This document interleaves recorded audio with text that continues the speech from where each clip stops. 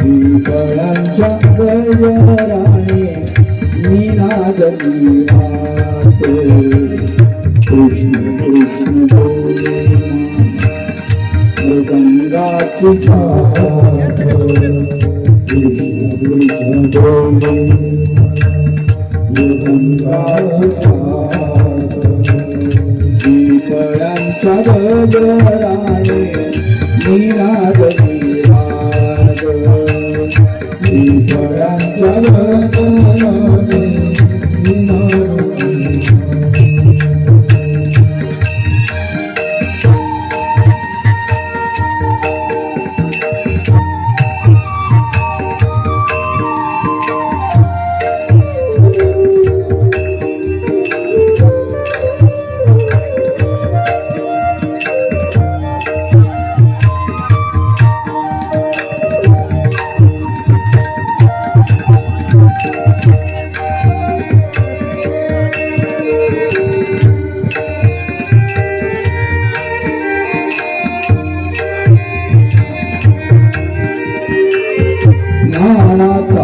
देवा आम्ही तो जपावा नामाचा देवा आम्ही तो जपावा वृंदावनी पावा वृंदावनी पावा वाजवी कोणात वाजवी कोणात कृष्ण बोले मृदंगाची साथ कृष्ण कृष्ण बोले मृदंगाची साथ पिंपळांच्या गजराने निनाद राहत पिंपळांच्या गजराने निनाद राहत पिंपळांच्या गजराने निनाद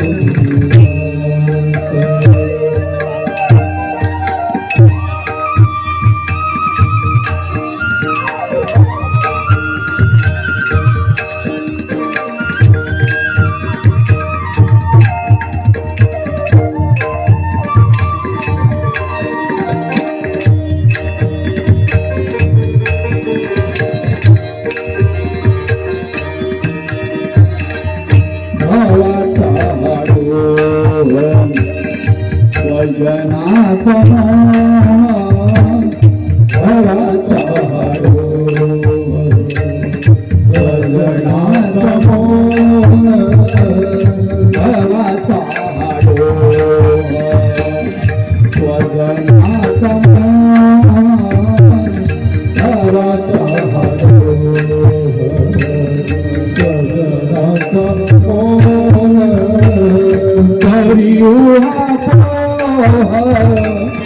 करी उहा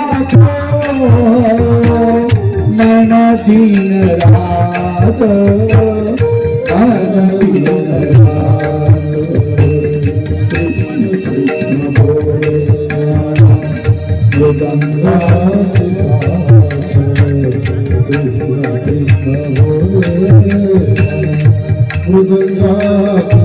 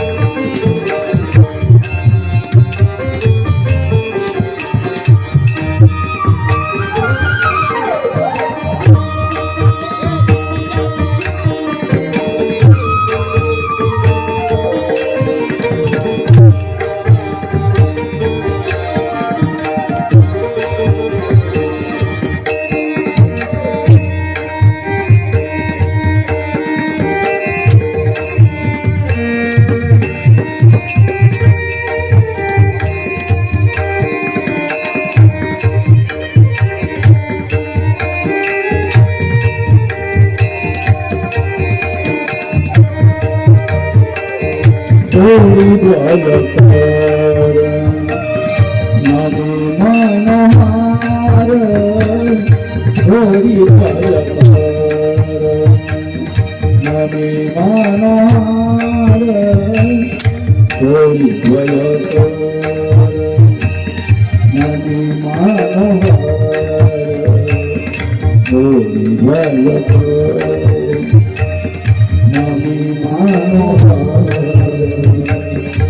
अज्ञानी निथोर अज्ञानी निथोर अज्ञानी निथोर नेई कैवल्यात नेई कैवल्यात कृष्ण कृष्ण बोले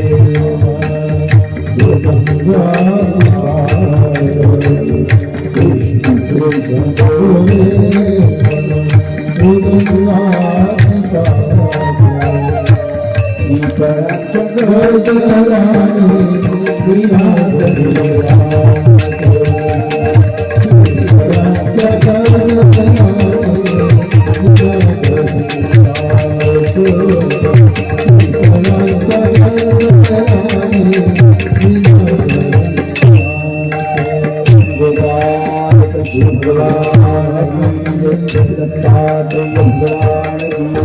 श्री चक्रपाणि भगवान की जय श्री गोविंद प्रभु भगवान की जय सर्वज्ञ श्री चक्रधर भगवान की जय।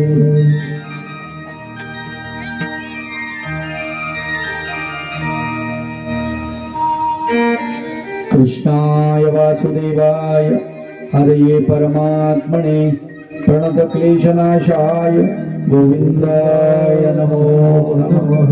सच्चिदानंद रूपाय विश्वोत्पत्त्यादिहेतवे तापत्रय विनाशाय श्रीकृष्णाय वयं नमः। श्रीकृष्णाय वयं नमः। श्री गोपाल कृष्ण भगवान की जय। श्रीमद भागवत कथा कथेचा आजचा दुसरा दिवस। या दुसऱ्या दिवसाच्या शुभ प्रसंगी आदरणीय पूजनीय प्रातस्मरणीय उपाध्य कुलभूषण कुरकुटवाडी निवासी श्री वैंदेश्वर बाबाजी व त्यांचा परिवार त्यांची देवपूजा आपल्याला इथे वंदन करायसाठी आलेली आहे। त्याचप्रमाणे या कार्यक्रमाला भेट देण्यासाठी परिसरातील साधू मंडळी, संत मंडळी, तपस्विनी माता भगिनी, ईश्वराधिष्ठित संत, प्रतिष्ठित महंत, सद्भक्त वासनिक बंधू आणि भगिनी, परब्रह्म परमेश्वर भगवान गोपाल कृष्णाच्या अमृतमय लीला आपण श्रवण करण्यासाठी इथे एकत्रित जमलो आहोत। काल आपण पाहिलं श्रीमद भागवत या भागवत ग्रंथाची महती, का भागवत ऐकावं, का त्याचं पठन करावं। खरं तर भगवंताची कथा भगवंताला आवडते हे भगवंतांनी सांगितलं श्रीमद भगवद्गीतेमध्ये। कथयन्तश्च मां नित्यं तुष्यन्ति च रमन्ति च। भगवंत म्हणतात माझी कथा करा, मी त्याने संतुष्ट होतो। कदाचित भगवंत आसपास इथे असतील, ते श्रवण करत असतील, माझी कथा करणारे किती तन्मयतेनं, किती आत्मीयतेनं कथा करतात आणि श्रवण करणारे किती तन्मयतेनं ते श्रवण करतात, इसकी आंखों देखी जो है भगवान देखते होंगे। परब्रह्म परमेश्वर उपस्थित असतो जिथे भगवंताची कथा चालते। श्रीमद भागवतात वर्णन आलेलं आहे, भगवंत म्हणतात नारदाला, यत्र गायन्ति मद्भक्ता तत्र तिष्ठामि नारद। हे नारदा, जिथे माझी कथा होते तिथे मी तिष्ठत उभा राहतो। कमाल आहे भगवंताची, त्याची कथा त्याला आवडते। परब्रह्म परमेश्वर भगवान गोपाल कृष्ण भगवंताचा अवतार होणार. खर तर परमेश्वराचा अवतार केव्हा होतो हा एक महत्वाचा मुद्दा आहे, महत्वाचा प्रश्न आहे. कधी परमेश्वर येतो, अवतरित होतो, काय कारण आहे, का विनाकारण येतो? श्रीमद भगवद्गीता याला फार सुंदर पुरावा देते, प्रमाण देते. यदा यदा हि धर्मस्य ग्लानिर्भवति भारत अभ्युत्थानम धर्मस्य तदात्मानं सृजाम्यहम् परित्राणाय साधूनां विनाशाय च दुष्कृतां धर्म संस्थापनार्थाय संभवामि युगे युगे. धर्माची संस्थापन करण्यासाठी भगवंत प्रत्येक युगामध्ये अवतार धारण करतात. धर्म सगळ्यात महत्वाची गोष्ट. 3 मुद्दे भगवंतांनी त्याच्यामध्ये उल्लेख केलेला आहे. जेव्हा जेव्हा धर्माला ग्लानी येते, यदा यदा जेव्हा जेव्हा, त्याचं सुनियोजन करण्यासाठी मी येतो, हा एक मुद्दा. दुसरा, परित्राणाय साधूनां, साधू सज्जनांचं रक्षण करण्यासाठी मी येतो. आणि तिसरा महत्वाचा मुद्दा, धर्म संस्थापनार्थाय संभवामि युगे युगे. प्रत्येक युगामध्ये माझा अवतार होण्याचा संभव आहे, होतोच. 3 मुद्दे महत्वाचे आहेत. खरं पाहिलं 2 गोष्टी भगवंताचा साइड बिझनेस आहे. कोणता? साधू जनांचं रक्षण आणि दुष्टांचं निर्दालन. त्या 2 गोष्टी भगवंताचं साइड काम आहे, मुख्य काम नाही. उद्धार मुख्य काम आहे भगवंताचं. धर्माची स्थापना आणि त्या माध्यमातून उद्धार हे मुख्य भगवंताचं काम आहे. तुम्ही म्हणसाल मग गीता किंवा भगवंत खोटं बोलतात काय? असं नाही. मला एक सांगा, दाऊद इब्राहिम कुठेतरी परप्रांतात बसतो आणि तिथून खलबत करतो आणि भारतामध्ये बॉम्बस्फोट घडवून आणतो.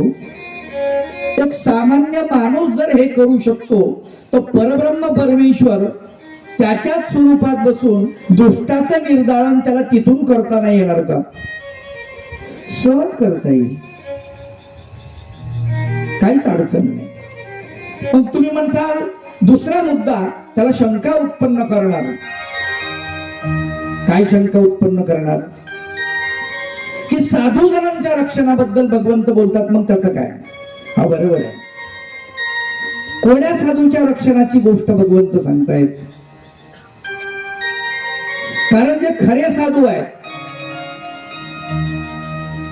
तिकडे विदर्भामध्ये एक कीर्तनकार बाबा आहे अजून छान. त्याच्या मुखातलं एक वाक्य ऐकलं होतं मी. असली साधू निकल गए रहे चपाती चोर. असे साधू राहिले. कारण साधू ज्याने 6 धुतले तो साधू. राग द्वेष काम क्रोध मद मत्सर धुवून टाकले ज्याने तो साधू. किंवा जो 6चा अंत करतो, करी जो 6चा अंत तयासी म्हणजे संत. करी जो 6चा अंत तयासी म्हणजे संत. करी जो 6चा अंत तयासी म्हणजे संत.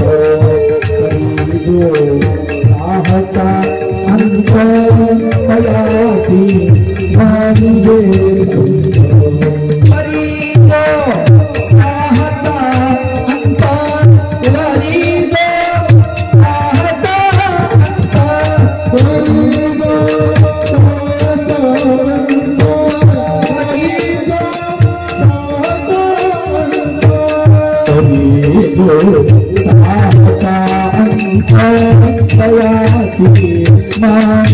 तो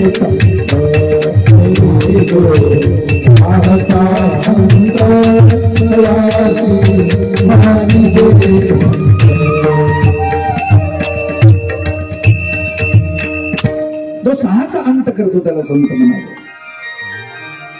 तर साधू व्याख्या करताना साधूची सोपी नाही आहे, लक्षात ठेवा. कोणाला साधू म्हणायचं? उपकारीषु साधू साधुत्वे तशको गुण. सुभाषितकार फार सुंदर वर्णन करतात. जो उपकार करणाऱ्यावर उपकार करतो, प्रतिउपकार ज्याला म्हणतात. मी तुमची स्तुती केली, तुम्ही माझी केली, पिटंपाट. मी तुम्हाला लग्नाला बोलवलं, तुम्ही मला लग्नाला बोलवलं, पिटंपाट. मी बारशाला बोलवलं, तुम्ही मला बारशाला बोलवलं, पिटंपाट. तुम्ही मला पैसे उसने दिले, मी तुम्हाला दिले, पिटंपाट. हे काय? किंवा मी तुम्हाला संकटातून वाचवलं, तुम्ही मला संकटातून वाचवलं. साध्या माणसाची गोष्ट आहे, ज्याला उपकार म्हणतात. उपकारीषु साधू साधुत्वे तशको गुण. साधू दुसऱ्यावर उपकार करतो, हा साधूचा गुण थोडाच आहे म्हणाले. नाही, हा सर्वसामान्य माणसाचा गुण आहे. अपकारीषु साधू साधू सद्विरुच्यते. जो अपकार करणाऱ्यावरही उपकार करतो त्याला साधू म्हटलंय. तुका म्हणे गुण चंदनाचे अंगी, तुका म्हणे गुण चंदनाचे अंगी, तुका म्हणे गुण चंदनाचे अंगी, तुका म्हणे गुण चंदनाचे अंगी. कैसे तुम्ही जाती संत जाना, कैसे तुम्ही जाती, कैसे तुम्ही जाती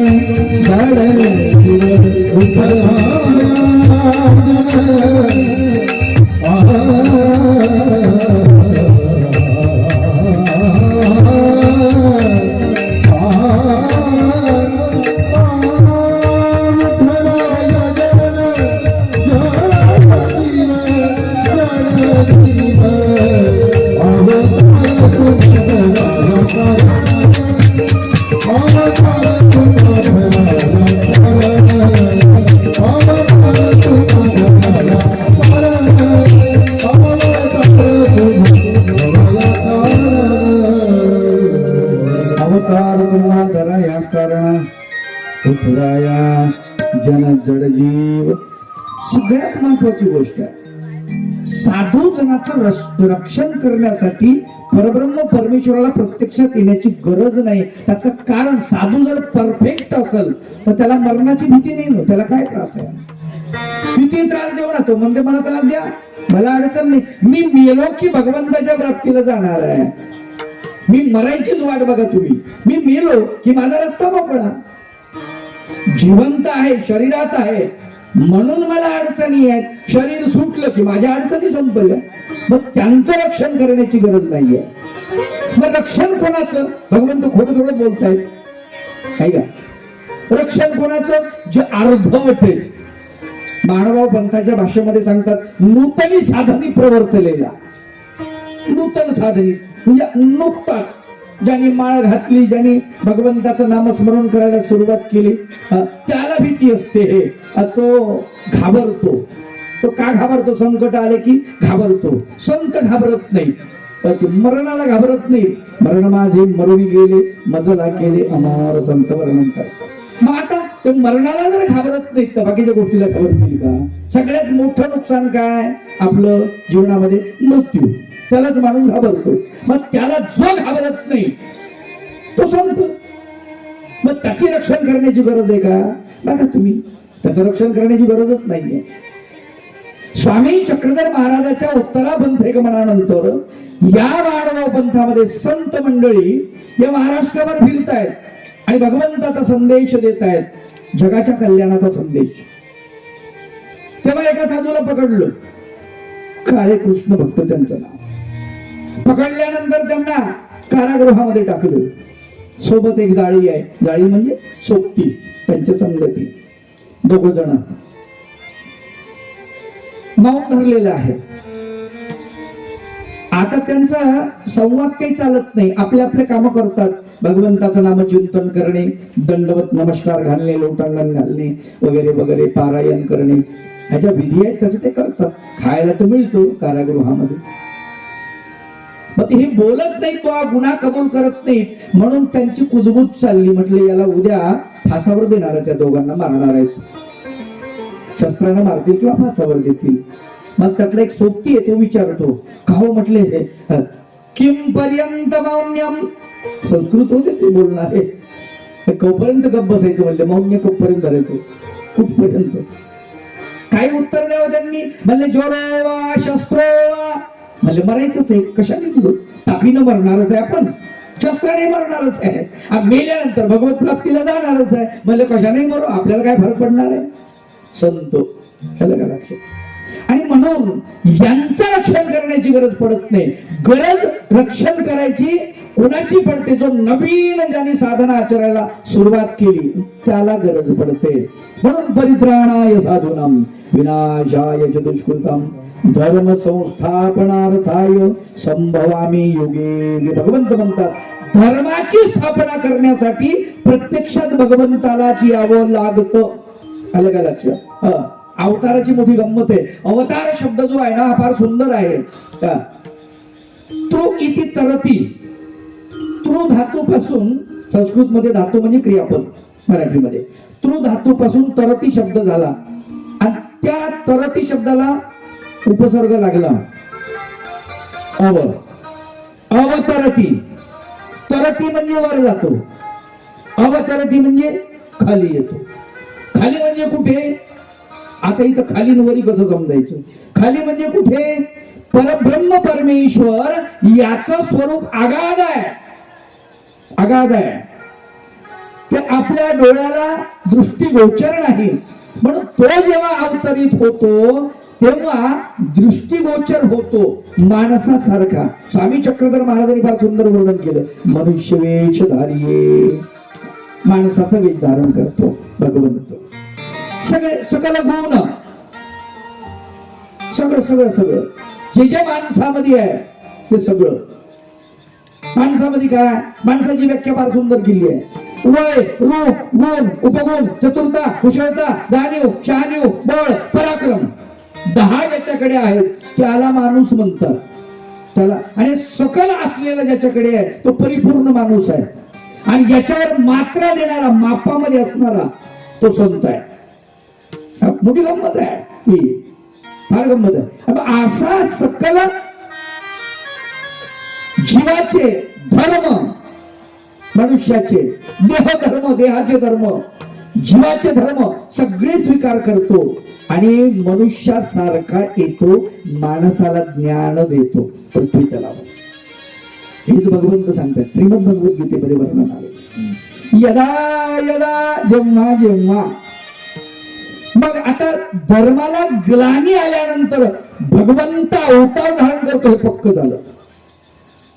मग द्वापारीच्या 4थ्या चरणामध्ये नेमकं काय झालं? पृथ्वीवरती प्रचंड प्रमाणामध्ये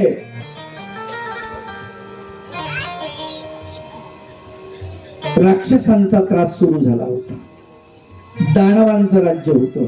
दानव शब्दाचा अर्थच लक्षात घ्या. जो मद्यपान करतो, मांसभक्षण करतो, वाटेल तसा वागतो, वाटेल तेव्हा उठतो, वाटेल तेव्हा झोपतो, वाटेल त्याच्या मुस्काडीत देतो, वाटेल त्याचं लुबाडून घेतो, काय वाटेल त्याचा अपमान करतो, अशा प्रवृत्तीचा माणूस तो दानव. त्याला काही शिंगण, त्याला काही म्हणजे दातन असला काही विचार करू नका. अलग लक्षात. तसं नाही. आपल्यामध्ये दानव आहे. दानव म्हणजे काही स्पेशल नाही आहे. दानवी प्रवृत्ती आहे, राक्षसी प्रवृत्ती आहे. अलग लक्षात. आणि यांचा धुमाकूळ चाललेला होता पृथ्वीवर. आणि फार रूपक आहेत. पा काही कथेमध्ये रूपक आहेत. रूपक समजले पाहिजे. गायीनं पृथ्वीनं गायीचं रूप धारण केलं आणि म्हणले ब्रह्मदेवाकडे गेली. आणि ब्रह्मदेवाला म्हणते, ब्रह्मदेवा त्राहिमाम त्राहिमाम त्राहिमाम, मला वाचवा, माझं रक्षण करा. पृथ्वीवर प्रचंड प्रमाणामध्ये सगळं म्हणले हे होत आहे, काय करावं काही कळत नाहीये, वाचवा, मला वाचवा. ब्रह्मदेव म्हणतो ठीक आहे, हरकत नाही. द्वापारीच्या 4थ्या चरणामध्ये इकडे भगवंत सांगतात, भगवान गोपाल कृष्ण. पहा गंमत आहे. भगवंतांनी सांगितलं, नमे विदु सुरगणा प्रभवम न महर्षय. सुरगण देवतागण मला जाणू शकत नाही, ऋषी महर्षी मला जाणू शकत नाही, मला कुणीच मला जाणू शकत नाही, मी जाणवल्याशिवाय.